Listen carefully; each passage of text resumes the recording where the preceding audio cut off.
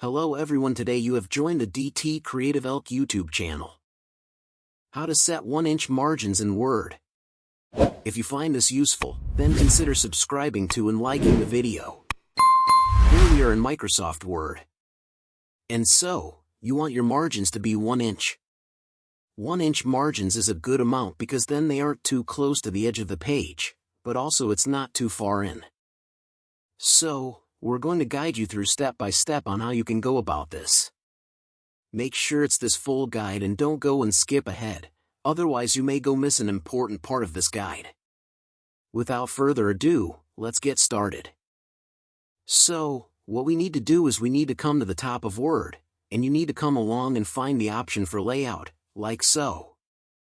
Now, what you need to do is you want to come to the left and find the option for margins, and you can go and click there.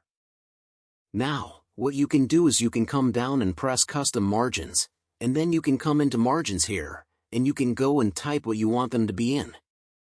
So, at the moment they're set to 0.7.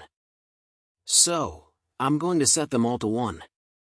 Then, what you can do is if you want it to be the default, you can click set as default or just go and press OK. That's it. I hope you can understand. Thanks for watching this video.